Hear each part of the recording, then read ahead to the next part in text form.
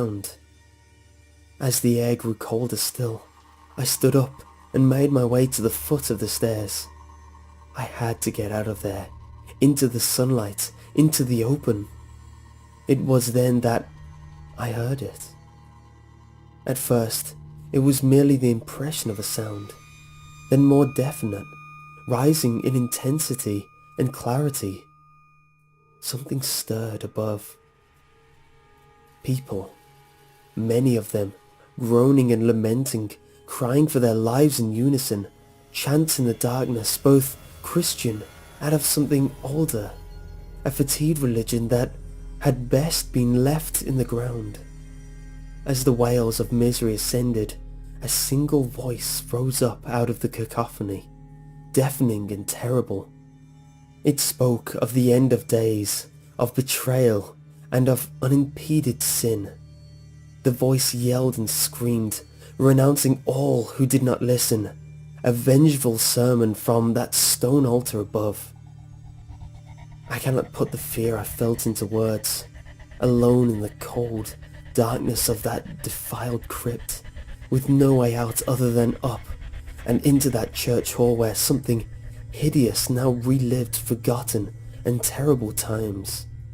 The screams grew louder as the banging and scuffling of feet rushed towards the staircase, towards where I stood. Such pain in those voices. I ran in terror as they flew down the ancient staircase towards me. Without thinking, I jumped down into the empty grave, switching the light from my phone off, and found myself cowering, shaken to my very core by the agonizing voices which cried out against the world and one another in the next room. Hate and utter despair at evil both outside and in. The roar of agony increased, men, women, children weeping and cursing a God that they believed had forsaken them. Accusations, persecution, and a tearing of flesh. Then, silence. I clung to the bottom of that charred grave with my fingernails etched into the soil. Any skepticism I had for unseen and unhidden forces had receded. Shaking violently in the cold bleakness, I waited for several minutes before switching the light of my phone back on.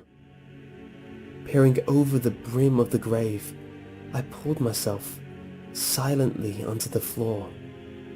The rooms were empty, all but for the broken bones and skulls of countless lives ruined by whatever evil lay in that hillside. I finally plucked up the courage and, with nerves shredded and beliefs shattered, I climbed the stairs slowly, scared, rigid at the thought of what might be waiting for me at the top. But it was my only way out, and I would be damned if I was going to end my days the way those poor people had, cowering deep below. The hall was empty. As quietly as possible, I crossed the room, negotiating debris and rubble quickly but quietly, cutting through an oppressive silence, finally exiting through the doorway and to the open air. Once out of the church, I fell to my knees, quivering with anxiety as I tried to process the entire experience. My mind then flew back to what had been in the grave, and more importantly, where it was now. Then, I knew. Running as fast as I could through the bushes and thickets, I reached the path quickly, unimpeded by whatever evil had blocked the settler's escape. But I did not stop, half filled with terror at what might have been in pursuit, and half pleading for my instincts to be wrong. The air burned in my lungs as I rushed down the path. Within minutes, the wooden gate was in sight, and I was off that wretched hill, a place I would never tread again. Not for money, not for a story, not for anything. I would have breathed a sigh of relief at this thought, but that was not in my mind. I had to get back to the inn as quickly as possible. Continuing to run as fast as I could, I fought exhaustion and the limits of my own body. And, after a time, across a field and a hedgerow, finally the lead of Dunkorth Inn came into view. Staggering towards the old building, it was then that I heard it. Screams of agony and terror and for mercy. I knew instantly where and by whom. A newfound jolt of stamina found me as I broke into sprint once more, bursting through the doors into the bar. There, the room lay in silence.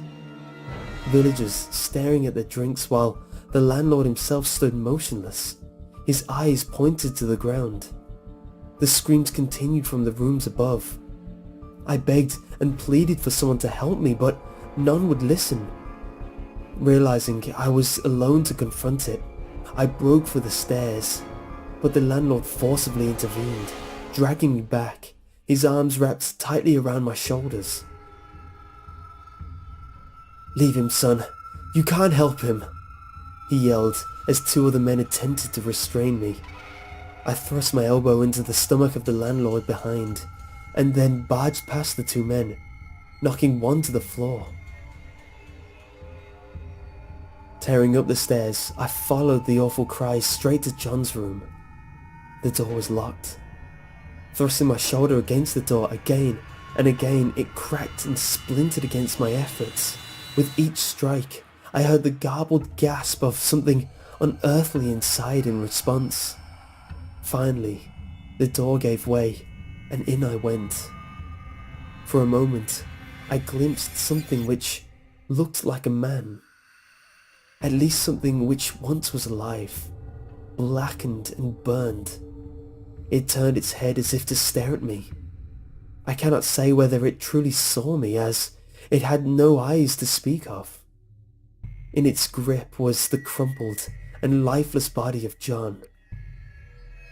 Then it turned, wriggling through an open window, carting the poor man's body behind. They were both gone. The room then took on a volatile and fluid appearance.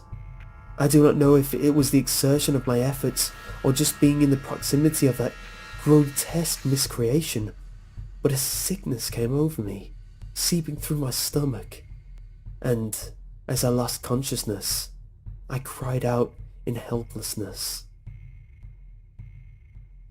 That was several days ago. It seemed I banged my head against the floor when I collapsed and somehow injured my leg in the process. The village doctor who examined me prescribed some antibiotics for what he believed to be a stomach infection and a sedative which helped me ease my anxiety. With little else to occupy me, I have committed everything I can remember about this entire horrid ordeal to paper.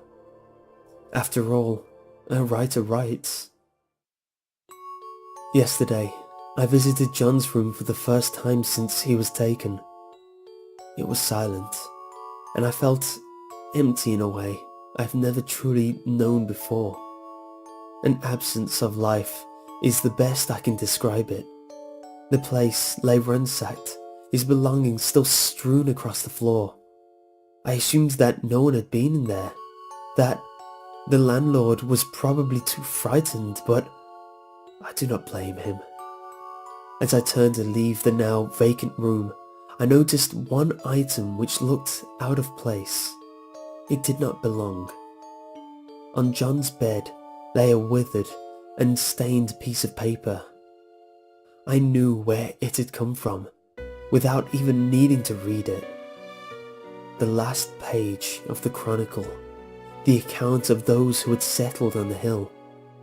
A maze of repeated phrases in arcane and forgotten languages spread out across the crumpled and fragile paper, but one in English stood out. It simply said, "No one leaves." I do not know what to make of anything anymore. I feel exhausted, yet my mind still picks over the last few days piece by piece. I am racked with guilt. Somehow I feel that My very presence on that hill brought whatever that was back down here to take John. Otherwise, why did it take so long? My last thought on the matter is, perhaps I've just been lucky. That I visited the hill when that thing wasn't on it probably saved my